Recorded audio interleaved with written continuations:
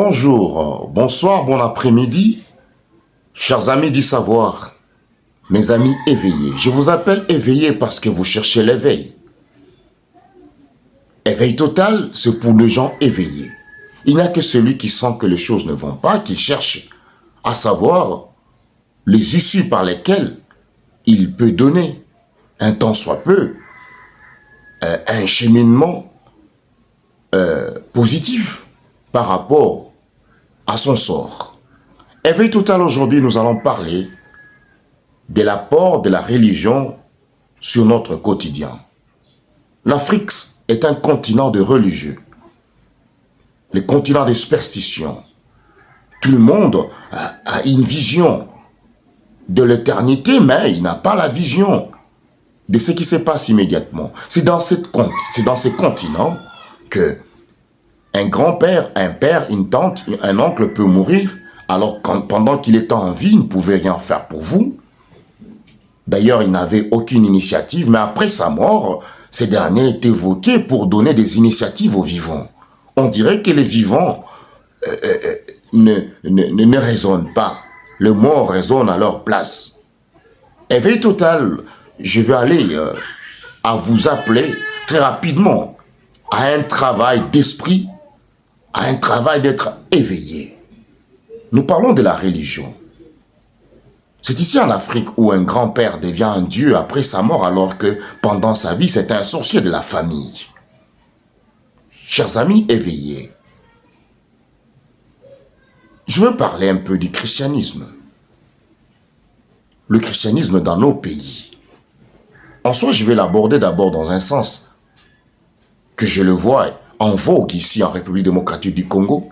Je le vois de la même façon au Gabon. Je le vois au Congo, au Cameroun. Je le vois partout, en Tanzanie. Qu'est-ce que le christianisme a apporté dans notre entourage immédiat? Ce genre de questions doivent être posées parce que la religion doit avoir l'impact sur notre quotidien. Car la Bible dit « Prospère comme ainsi prospère l'état de ton âme ». C'est dans ces pays ici que la religion commence à servir aux hommes politiques une autre façon de distraire. Je commence à constater qu'avec la religion, il y a un détournement massif de forces vives. Mais oui, de la même façon que les colons avaient utilisé le catholicisme pour nous mater, nous contrôler mentalement, spirituellement, culturellement, de la même façon, la religion aujourd'hui réussit à distraire le peuple de la chose publique afin de permettre bonnement aux politiciens de cheminer aisément en commettant toutes sortes de bévues. C'est ici où on dit aux chrétiens, écoutez, vous êtes fils du roi, il vous danse bec et ongle, frappant le pied et le bras, criant Alléluia à l'église. Là, il est prince, il est fils du roi, il est toutes ces choses qu'on lui dit à l'église, mais une fois qu'il sort de l'église, il est à la solde des occultistes, à la cité et à la solde des fétichistes. Voyez l'état de la nation où nous en sommes arrivés.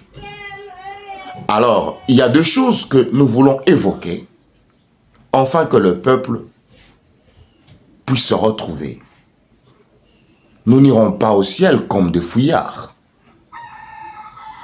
Parce que Christ apporte la victoire. Il ne nous apporte pas une victoire après la mort.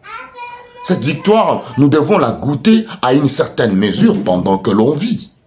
Nous devons goûter cette victoire à une certaine proportion, ce qui sera le gage de ce que nous allons vivre après la mort. Le christianisme, dans l'état des églises de réveil et de toutes ces églises qui sont presque des entreprises des hommes et des grands chefs qui remplacent presque des chefs coutumiers, qui sont des chefs religieux, cette religion apporte l'obscurantisme sur les populations. Que j'accuse, ces religions sont à la base d'un détournement des forces vives, de la jeunesse. Comment imaginez-vous Un jeune garçon qui est diplômé avec de muscles peut aller se cantonner dans une église, soi-disant qu'il est intercesseur. Il reste là le long de journée dans une petite maisonnée appelée, je sais pas moi, je sais pas comment on appelle ça, permanence.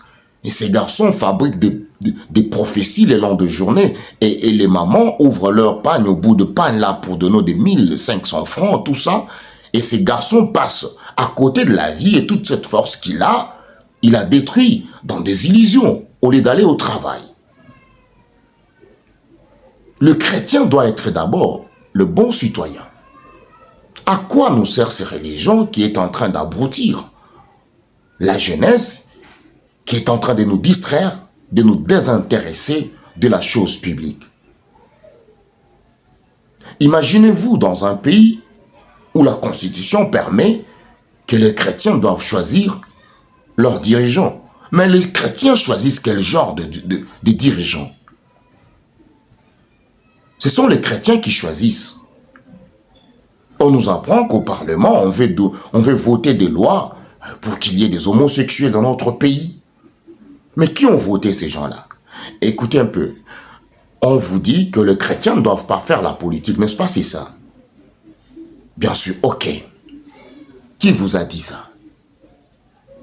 Qui vous a dit ça? Joseph était politicien. Daniel était politicien. David de même, ils étaient politiciens.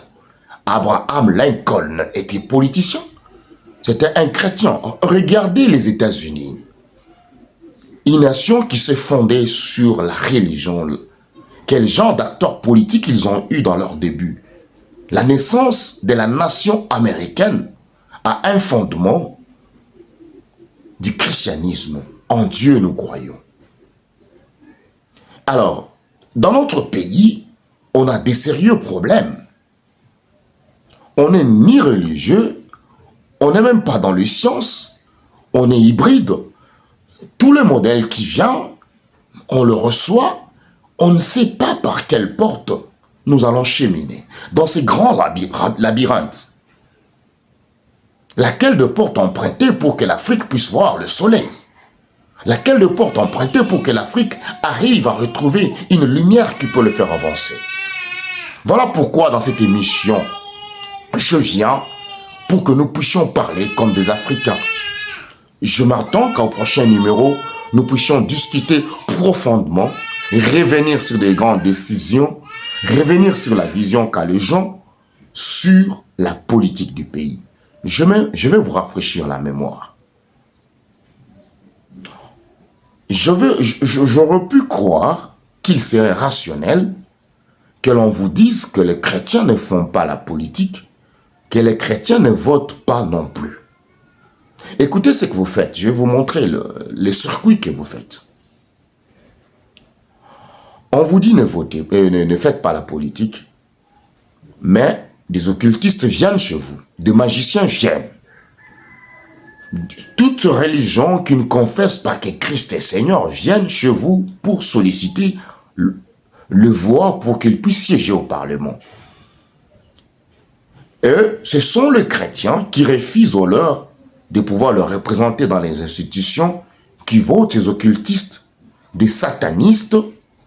Vous les votez, ils sont au Parlement. Et quand ils sont suffisamment représentés au Parlement, comme le gouvernement et l'émanation du Parlement, vous aurez d'autres occultistes au gouvernement, et à majeure partie. Et comme par ce même système que les gâteaux se partagent les entreprises publiques, les occultistes seront dans toutes les entreprises publiques. Et quand ils sont dans toutes les entreprises publiques, le chrétien qui les a votés demain prendra sa licence, son diplôme, son bac pour aller chercher de l'emploi. Il trouvera ces sorciers-là dans ces entreprises pour déposer la demande d'emploi. Et ces derniers vont lui dire de pouvoir rallier dans leur religion. Et il va rentrer au même coin là-bas, à la permanence, pour pleurer. « Oh Seigneur, le monde est devenu mauvais. » Alors qu'on vous a donné la chance d'être là. Bon, comment est-ce que vous pouvez dire que la politique, c'est le domaine de Satan? Mais qu'est-ce qui n'est pas le domaine de Satan? J'aimerais vous surprendre que la religion, c'est le domaine du Satan aussi.